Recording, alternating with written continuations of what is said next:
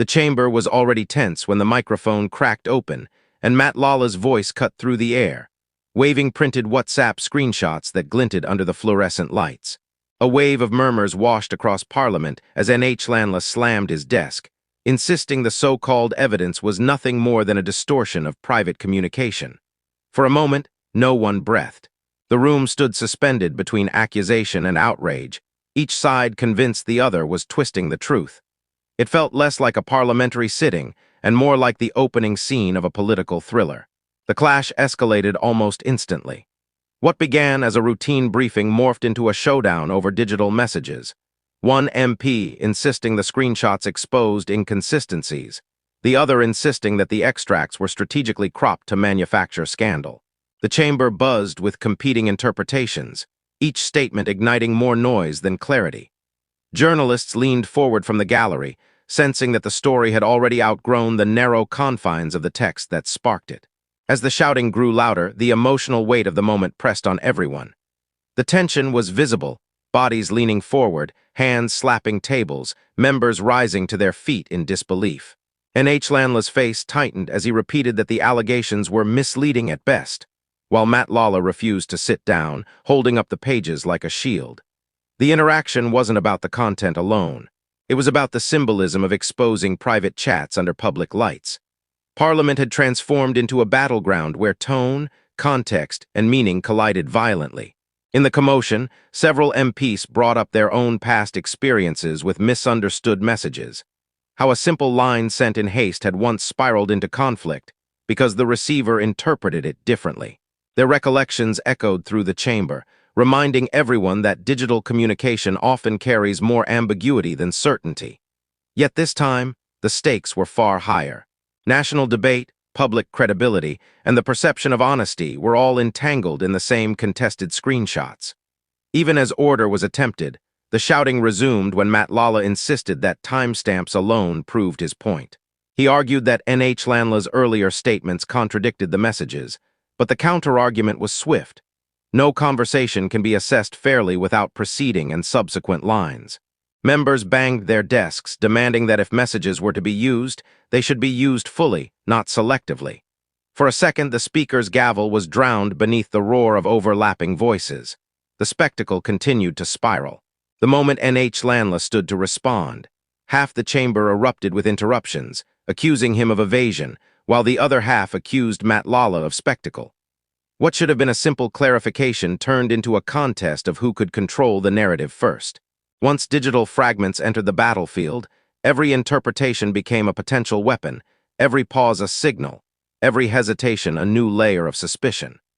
At one point, as the argument reached a fever pitch, a senior MP shared a brief reflection about a misinterpreted message from years ago that nearly cost him a vital negotiation. That story softened the edges of the debate for a moment, creating an unexpected silence as the room absorbed the implications.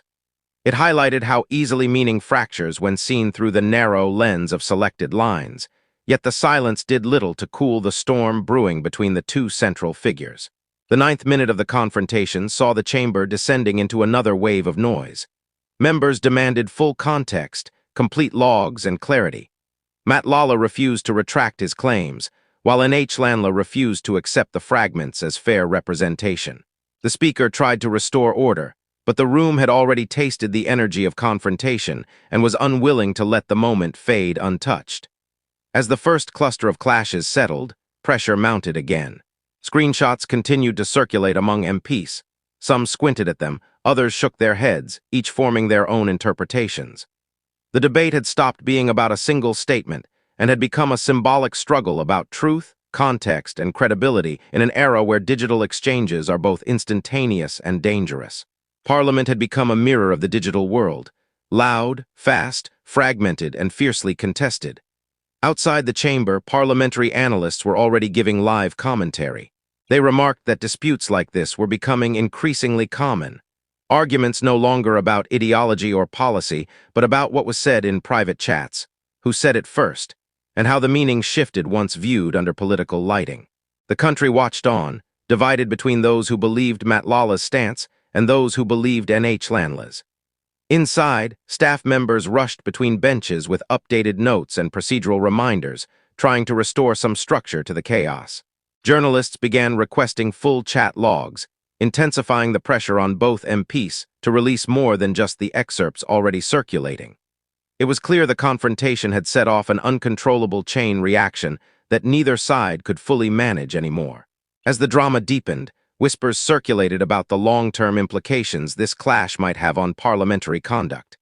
Senior members reminded others that once a digital message enters the public domain, fairly or unfairly, it rarely leaves unaltered.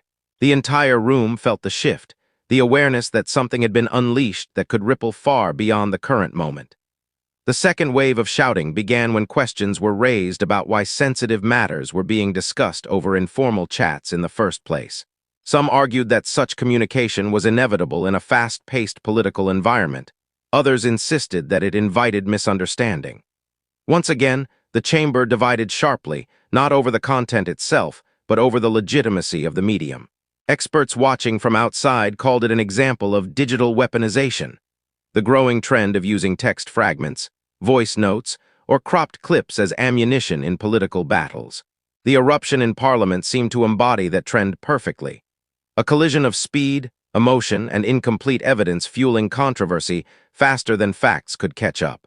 In the closing stretch, order continued to crumble as both sides demanded a formal inquiry, some to verify the messages, others to determine whether they had been misrepresented.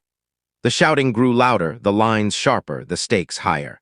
Yet beneath the noise, one reality became unmistakable. Only full disclosure would settle the tension.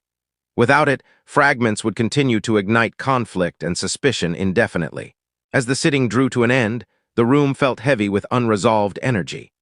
Members slowly took their seats, some shaking their heads, others whispering among themselves, all aware that the clash had left more questions than answers. This wasn't simply about WhatsApp messages. It was a confrontation about interpretation, evidence, and the fragile trust that holds public institutions together. When private conversations become public battlegrounds, every line becomes a spark, and every response becomes a reckoning.